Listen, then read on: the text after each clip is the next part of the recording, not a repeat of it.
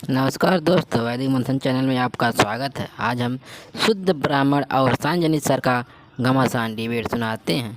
आइए सुने और अधिक जानकारी हासिल करें। ये कह रहा हूँ कि गोबर आप गोमूत्र? बोल रहे थे कि जो है क्या कहा आपने? डिनर कर लिया?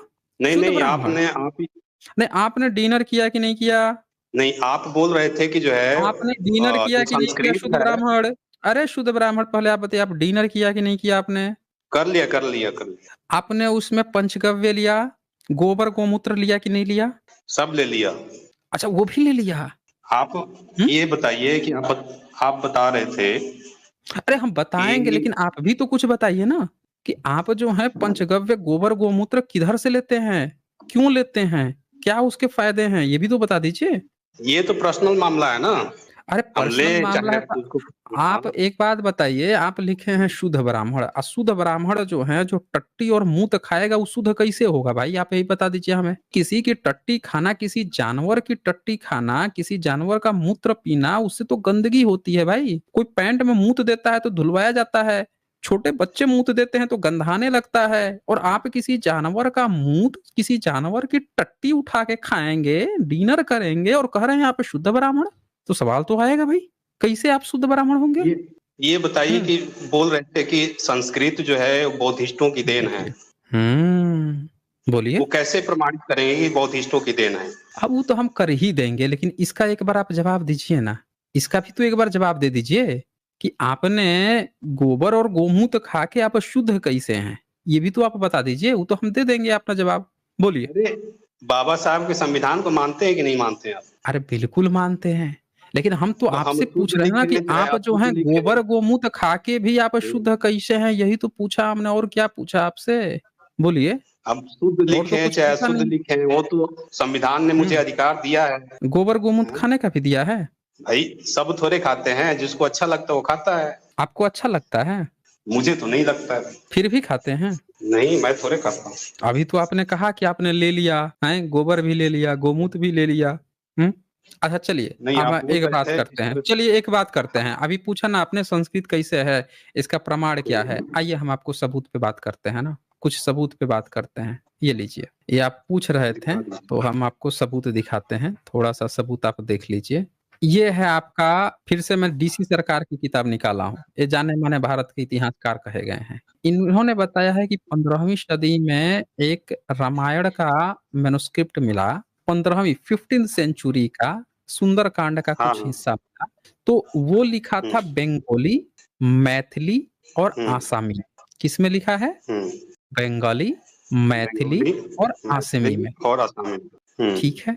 अच्छा, अब आपका हम्म। बुद्धिस्ट का आप बोल रहे थे ना, तो 15वीं सदी में आप हाँ इसमें लिख रहे थे। अब ये देखिए, ये स्क्रीन पे दिख रहा है आपको? हाँ। एमांग द अर्लीस्ट ब्रिच बार्क, क्या लिखा है? मैन्युस्क्रिप्ट्स। सेकेंड और थर्ड जो सेंचुरी में, वो क्या लिखा है? मैन्युस्क्रिप्ट। हाँ, मैन्युस्क्रिप्ट। तो मैन्युस्क्रिप्ट सो फार संस्कृत डिस्कवर्ड। तो संस्कृत हुँ, जो है, आप बता रहे थे कि जो है बौद्धिस्टों की देन है, और मैं कह रहा हुँ, हूँ कि जो संस्कृत है, जो हुँ। रोम के रोमियो थे और जो ये थाईलैंडी थे, ठीक है, दोनों ने मिलकर एक स्क्रिप्ट बनाया था, सबूत दे हमारे दीजिए, लोगों ने मिलकर स्क्रिप्ट बनाया था। सबूत ठीक सबूत है। दे दीजिए। सबूत ये है कि आप सोएरिजन सोएरिजन जो शब्द है उसको स्क्रीन पर ले आइए। क्या कहा सोएरिजन आपने? स्क्रिप्ट, एक सोएरिजन जो है वो होता है ना, वर्ड। कौन-सी सदी का?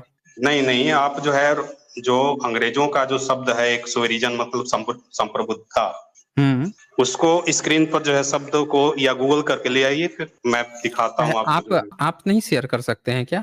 हुँ, गूगल को शेयर करना पड़ेगा। शेयर कर दीजिए। कैसे करें? यहाँ पे देखें, यहाँ पे लिखा है कि Kharosthi Prakrit Dhammapada written in Kharosthi characters of about the 2nd and 3rd century AD, the manuscripts of the Sanskrit Buddhist work Samyaktaga Sutra copied about the 4th century AD, the Boer manuscript, Bakhshali mathematical manuscript, इसकी भी चर्चा आई है, ये सब Buddhist थी, और ये सब सारे वर्क जो है बुद्धिस्ट हाइब्रिड संस्कृत में, बुद्धिस्ट ने संस्कृत का आविष्कार किया है। आप एक तो कहानी वही बता जबरदस्ती रहा जो हूँ कि है ये गा रहे हैं बौद्धिस्ट कि भी जो है। कौन हाँ, किया है, बुद्धिस्ट ने आविष्कार किया है। बुद्धिस्ट की पाली पाकित थी, वही मैं भी पहले वही पाली बोल रहा हूँ पाकित में कि लिखते थे और वो धीरे धीरे कन्वर्ट हुआ है, संस्कृत में आया है। हम्म वही मैं बोलिए बता रहा हूँ कि ये जो रोम के रोमियो थे, रोमन जो कौन साम्राज्य सी के लोग सदी में, थे, कौन सी सदी में? और जब रोम छोड़कर भगे हैं, वो सब जो है जब खाने के लिए ये अनाज जो है उधर मिलना तो बंद हो गया, तो फिर कौन जो सी है सदी आप में, उत्तर कौन सी उत्तर सदी भारत में में? देख लीजिए। अरे सदी बताइए ना, कौन सी सदी में, सेंचुरी तो बुद्ध का जो बताइए कौन सी सदी। हाँ, बुद्ध जो है, बुद्ध भी जो है रोम के जो है रोमन साम्राज्य के जो है जो लोग थे, उन्होंने यहाँ का वहाँ का मूर्ति कल्चर था यहाँ पर लाकर लागू किया। ठीक है, और आप बताइए पिलर देखते हैं कहाँ ना, से बुद्ध व्हाट्सएप स्तंभ यूनिवर्सिटी, बताते हैं। अच्छा व्हाट्सएप यूनिवर्सिटी आप क्यों पढ़ते हैं? एक बात नहीं बताइए नहीं, आप व्हाट्सएप कि तेरहवीं व्हाट्सएप तेरहवीं यूनिवर्सिटी नहीं है। चौदहवीं, अच्छा एक बात बताइए, तुर्की हम्म की जो सभ्यता थी जब मुस्लिम ने कब्जा किया पहली बार तुर्की में, पता है हम्म। आपको कौन सी सदी में कब्जा किया था इस्लाम ने तुर्की पे? चर्चा हो रही है सर संस्कृत पर, हाँ तो ठीक है। हम वही तो बोल रहे और हैं ना, आप कह रहे हैं कि रोमन जो है वहां से भागे भूखे मारे यहाँ पे आ गए हैं। आपको पता होना चाहिए कि रोमन जो है 12वीं 13वीं 14वीं सदी तक भी रोमन थे। तो अभी भी जो तुर्की है पे रोमन रोमन है। और साम्राज्य को खदेड़ के, सुन लीजिए ना ध्यान से, तुर्कियों ने खदेड़ के मुस्लिमों ने वहां पे कब्जा किया था। तो आप ना जो कहानी गढ़ रहे हैं वो चलेगा नहीं। अब एक और दूसरा सबूत दिखाता हूँ। 11वीं सेंचुरी में, 11वीं सेंचुरी में अलबरूनी आया था भारत में, नाम सुना है आपने? सुना है कि नहीं नहीं, सुना है? वो जो है मैं जो खोज किया अलबरूनी हूँ का, उस पर आप अरे आप कहाँ आप खोज किए हैं? आप बार बार हर चीज में थाईलैंडी रोमन थाईलैंडी, ऐसे लग रहा है व्हाट्सएप यूनिवर्सिटी के ग्रेजुएट हैं। ये थाईलैंडी क्या होता है भाई? व्हाट्सएप यूनिवर्सिटी से पढ़ के थाईलैंडी, थाईलैंड का पूरा कल्चर जो है, भारत के बुद्धिज्म जब भारत में खत्म हुआ तो थाईलैंड ने क्या किया कि पूरा का पूरा बुद्धिज्म का कंसेप्ट उठा के अपने यहाँ बना दिया, अपने यहाँ अयोध्या बना लिया, अपने यहाँ नहीं नहीं राम सर, राजा ये का नाम बना लिया। उसने अपने यहाँ नालंदा नाम की यूनिवर्सिटी तक उन लोगों ने खोल ली, बुद्धिस्ट लोगों ने, कि भारत में नष्ट कर दिए हैं तो कोई बात नहीं, चलो हम अपने देश में खोल लेंगे। तो वहां पे उन्होंने बहुत सारी चीजें, यहाँ की चीजों को उठा उठा के नकल कर ली, बना लिए। कई राजा अपना नाम सम्राट अशोक की उपाधि लेते थे वहां पे। कई सारे देश हैं एशिया के। तो आप लोग क्या करते हो, उल्टा वहां की चीजें उठा के सोचते हो वहां से यहाँ आ गया व्हाट्सएप यूनिवर्सिटी। आप लोगों को रिसर्च तो आती नहीं है। अब आप यहाँ पे ये देखें, अलबरूनी 11वीं सेंचुरी में आया। 11वीं सदी में भारत में जो भाषा लैंग्वेज चलती थी उसको पूरा कंपाइल किया। अब ये ध्यान से आप देख के आप जरा बताइए तो कि उसने यहाँ पे बताया है 8 तरह के सबसे पुरानी व्याकरण और भाषाएं जो चलती थी, वो ये बताया उसने। पढ़ के बताएंगे क्या लिखा हुआ है? 1 नंबर से लेके 8 नंबर तक अभी पता चल जाएगा कि कौन भाषा किधर से या किसने बनाया है। पढ़िए जरा, पढ़ के बताइए। इंद्र, इसका संबंध देवताओं के राजा इंद्र से बताया गया है। इंद्र, इंद्र सर जो है, एक इंद्र का मतलब होता है, एक इंद्र कोड शब्द है, और इंद्र का मतलब होता है भगवान। ठीक है, आई और ये सब जोड़ेंगे ना तो ये मिलता है, LORD बनता है। लॉर्ड जो फिर है से आप अंग्रेजी व्हाट्सएप शब्द है, अब फिर से आप अंग्रेजी शब्द फिर से से आप फिर व्हाट्सएप यूनिवर्सिटी आप कहानी सुनाने लगे। क्यों आप अब व्हाट्सएप यूनिवर्सिटी कहानी नहीं। सुनाने लगते हैं? हमने आपसे जो कहा है वो पढ़िए, सबको पता है। अभी हम आपको दिखा देंगे इंद्र कौन है। इंद्र जातक कथा का इंद्र की यहाँ बात चल रही है, समझ रहे ना? यहाँ पे नहीं नहीं, जातक कथा की बात चल रही है। मैं नहीं नहीं, आप क्यों हमें समझा रहे हैं, ज्ञान दे रहे हैं, जबकि हमको ऑलरेडी इसके बारे में बहुत अच्छे अच्छा, से पता है। हमारे पास सबूत है कि क्या चीज यहाँ पे क्या बात चल रही है। फिर भी आप जो कहा गया है उसको पढ़िए। आप पढ़ के जरा हमें ये बता दीजिए कि ये क्या लिखा हुआ है, क्या पढ़ रहा कह हूँ रहा सर। है। इंद्र, इसका संबंध देवताओं के राजा इंद्र से बताया जाता है। दूसरा लिखा है चांद्र, यह चंद्र की रचना है जो कि बौद्ध धर्म का एक भिक्षु था। तीसरा साकट, इसका नाम इसके रचयिता के नाम पर है। उसकी जाति भी एक ऐसे नाम अर्थात शाकटायन से पुकारी जाती है जिसकी व्युत्पत्ति इसी शब्द से है। पाणिनि, अपने रचयिता के नाम पर इसका यह नाम है। कातंत्र, इसका रचयिता सर्ववर्मन है। शशि देव वृत्ति, यह शशि देव की रचना है।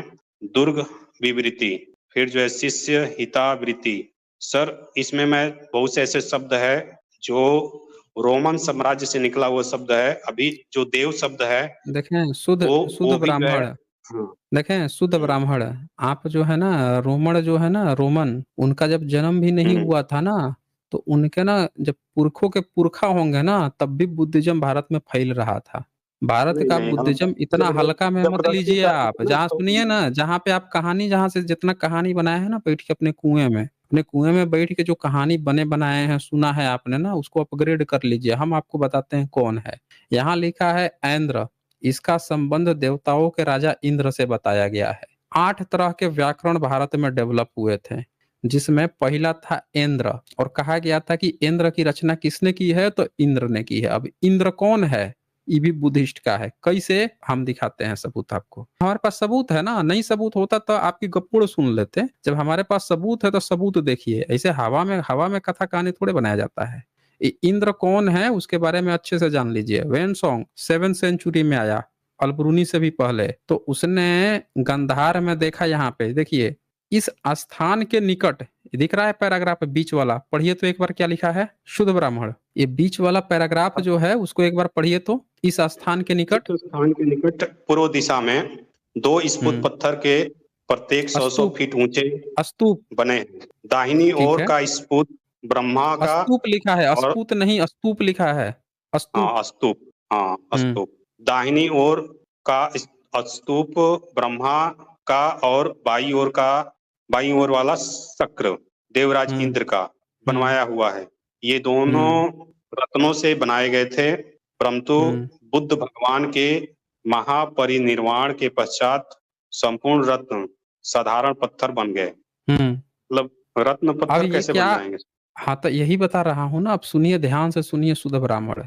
अनुवादक जो है के नीचे एक और लाइन लिखा है, यद्यपि स्तूपों की दिशा बिगड़ती जा रही है, परंतु उनकी ऊंचाई और महिमा अब भी वर्तमान है। कह रहा है कि दिशा बिगड़ती जा रही है स्तूपों की, यानी इन जिन रत्नों का बड़े अच्छे से फिनिशिंग किया गया होगा, बनाया गया होगा, वो देख रेख न होने के कारण साधारण पत्थर बन गए, धूल कंकड़ पत्थर बन गए। अनुवादक ब्राह्मण है ना, आप ही की तरह, जैसे आप शुद्ध ब्राह्मण है वैसे वो शर्मा ब्राह्मण है, कहानी गढ़ रहा है।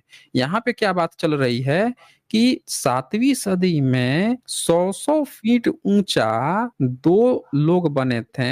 एक दाहिनी तरफ बना था ब्रह्मा, बाईं तरफ इंद्र, और बीच में थे तथागत बुद्ध। मूर्तियां मिलती है ना उनकी, उनकी कई सारी इस तरह में मिलती है। बीच में बुद्ध बैठे हैं, दोनों तरफ हाथ जोड़ के खड़े हैं ब्रह्मा और इंद्र। तो ये दोनों के दोनों बुद्धिज्म के थे, और इसी कारण से दोनों को ब्राह्मणों ने खूब गाली दिया है अपनी किताब में। ब्रह्मा को बना दिया, और फिर जो है इंद्र को भी अहिल्या का और पता नहीं क्या क्या बना दिया।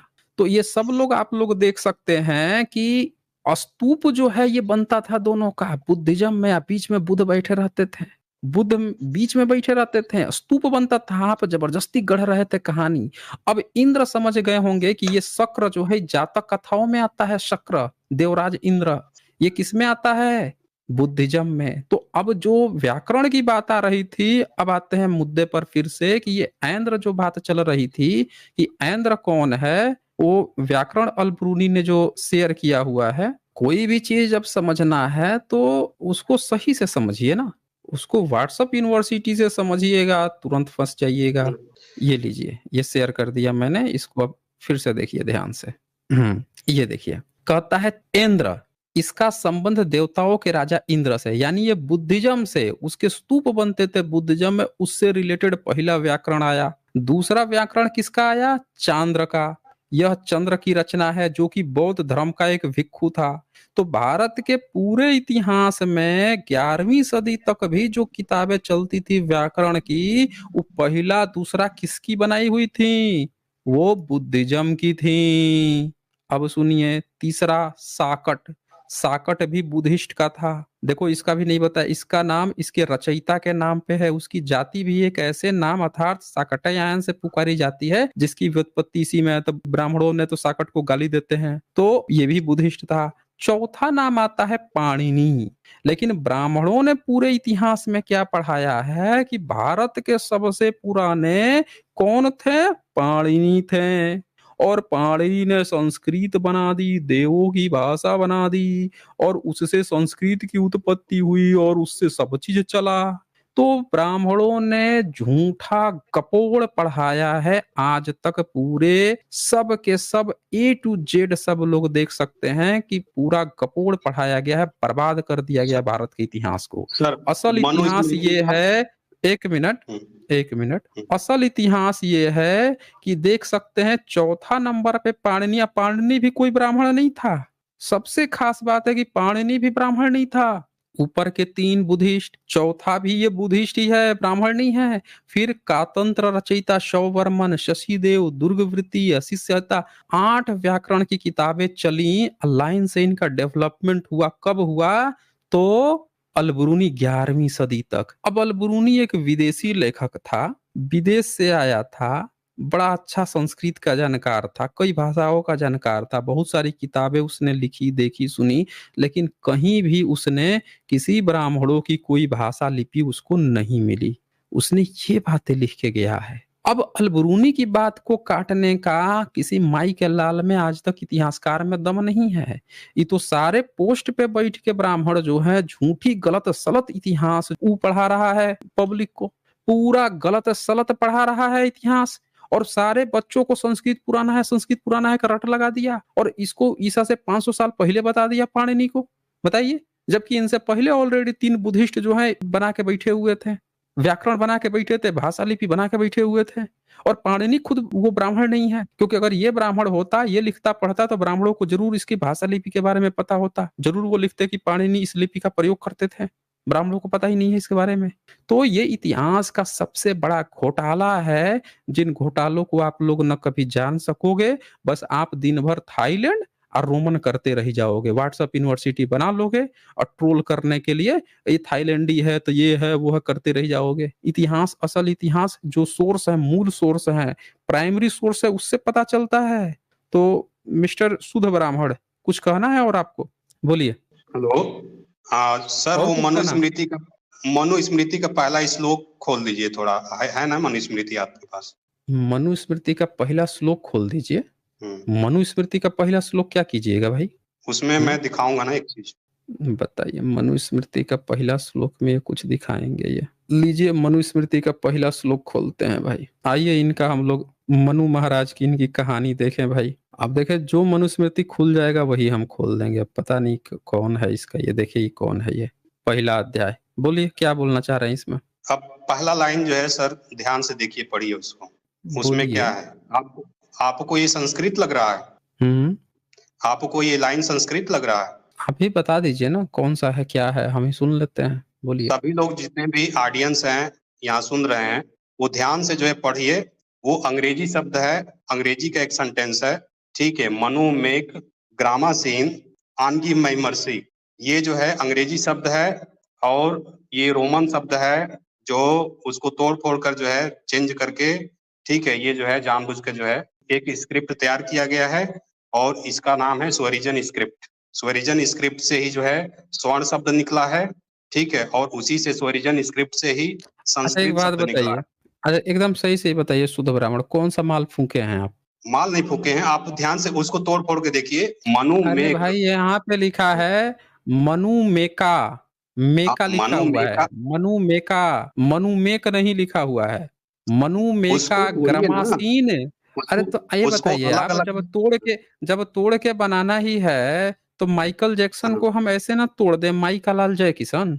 नहीं, महर्षे शब्द देखिए, महर्षि शब्द से मिल रहा है कि नहीं मिल रहा है? तो हम तो आपसे वही तो कह रहे हैं ना कि हम इसको जो है वैसा ना कर दें, माइकल जैक्सन को माइका लाल जय किशन ना नहीं तोड़ दें। सर, ये बोलिए। जबरदस्ती जो है थोपने वाली बात हो गई।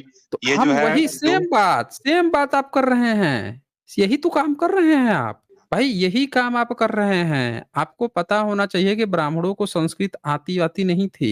इनका सबसे पुराना जो मेनूस्क्रिप्ट मिला है वो खुद जो है संस्कृत में, मतलब कौन सी लिपि में लिखा हुआ था? वेद का सबसे पुराना पन्ना जो 15वीं सदी का मिला, 1464 का, वो शारदा में लिखा हुआ था। और 15वीं मैं सदी बता का देना जो चाहता सबसे हूँ सर। पुराना, सुनिए, देवनागरी लिपि भी ब्राह्मणों को लिखने उखने आती नहीं थी। कि देवनागरी लिपि अंग्रेजों के समय में बैठ के लिखे हैं सब। इनको देवनागरी लिपि तक नहीं लिखने आती थी। ये लिखा शारदा लिपि में 15वीं सदी में 1464 का। और दूसरा मैंने रामायण का आपको दिखाया 15वीं सदी का, वो किस में लिखा था? बंगाली, मैथिली और असमिया में लिखा हुआ था। इनको आती कहाँ थी? तो आप ये सब जो दिखा रहे हो यहाँ पे, मनु मेका, आप कह रहे हो कि मनु मेक कर दूं, ग्रमाशीन कर दूं, और मणि भगस्य महर्ष्य कर दूं। तो भाई उसको संस्कृत में अब आप ये कह रहे हो कि इसको जो है अंग्रेजी रोमन में, अरे भाई इसको इसलिए कहा जाता है, संस्कृत को इंडो यूरोपियन इसलिए कहा जाता है क्योंकि बुद्धिस्ट जो हैं वो संस्कृत को इनिशियल संस्कृत, प्रोटो संस्कृत जिसको आप कह सकते हो, या पाली पाकित का मिक्सअप कह सकते हो, या बुद्धिस्ट हाइब्रिड संस्कृत कह सकते हो, इसको बुद्धिस्ट बनाए थे। और बुद्धिस्ट भारत से पूरे देश विदेश में गए थे। जब ये लोग पैंट पहनने भी नहीं आता था ना यूरोपियन को, जब आपके जीसस का जन्म भी नहीं हुआ था ना, तब बुद्धिस्ट लोग जो है, सम्राट अशोक जो है ना, उस समय सीरिया से लेके, ग्रीक से लेके यूरोपियन देश तक में बुद्धिज्म, बुद्धिस्ट मॉन्क को भेज चुके थे प्रचार प्रसार करने के लिए। तो आप लोग जो कहानी गढ़ते हो ना इंडो यूरोपियन की, आपको जानकारी तो है नहीं कि भारत से बुद्धिस्ट जाके हर देश में प्रचार किए। इंग्लैंड में सिक्का मिल रहा है, रसिया में पुरातत्व प्रमाण मिल रहे हैं बुद्धिज्म के। बताइए, रशियन कंट्री में मिल रहे हैं। बुद्धिस्ट कहाँ कहाँ पहुंचे थे? सम्राट अशोक के समय रसिया में पहुंच चुके थे। तो सारे सबूत मिल रहे हैं। तो वहां की भाषाओं में बुद्धिज्म के प्रभाव आया है, और बुद्धिज्म से जो भाषाएं बाहर गई हैं, पाली पाकित और उसकी मिश्रित गई है, तो इस कारण से संस्कृत जो, चूंकि संस्कृत वर्क आगे कंटिन्यूड रहा, पाली पाकित को तो ब्राह्मणों ने मिटा दिया, संस्कृत ही आगे कंटिन्यूड हुआ। तो कंटिन्यूड होने के कारण से ये और ज्यादा अटैच्ड हो गया बाकी के यूरोपियन से, क्योंकि बाद में अरबी यहाँ पे आ गए, अंग्रेज आ गए, डच फ्रांसीसी आ गए। तो इस कारण से इंडो यूरोपियन उसको, चूंकि वो जितने बाद में आया, जितने बाद में उसको फैलाया बुद्धिज्म ने, इसलिए वो इंडो यूरोपियन आप उसको कहते हैं। ये कारण नहीं है कि वो उधर से आया है, बल्कि इधर से बुद्धिस्ट लोग लेके गए हैं। आप लोगों की सारी थियरी जो है ना, मैंने बहुत अच्छे से स्टडी करके तब ये हमने कंक्लूड किया है। आप लोग कहते हो कि उधर से आया, अबे उधर से ब्राह्मण लेके आ गया संस्कृत, वो थियरी ही एकदम गलत है। डेवलप किया बुद्धिज्म, बनाया बुद्धिज्म, प्रचार प्रसार करने गया वो, लेके ब्राह्मण आ गया, फ्री फंड में सारा गिफ्ट उठा के ब्राह्मण को दे देते हैं आप लोग। हर एक चीज जो है, जो बुद्धिज्म ने, बुद्धिस्ट ने जो जो चीजें बनाई हैं, सबका क्रेडिट फ्री फंड में उठा के ब्राह्मणों को थोप देते हैं और सोचते हैं हमने बना लिया इतिहास, हो गया इतिहास। तो मिस्टर शुद्ध ब्राह्मण, जाइए पंचगव्य का सेवन कीजिए और आराम से मस्त होकर रहिए, ठीक है ना। चलें फिर कुछ, आज बस इतना ही, फिर मिलेंगे हम अगली वीडियो में। तब तक के लिए नमस्कार।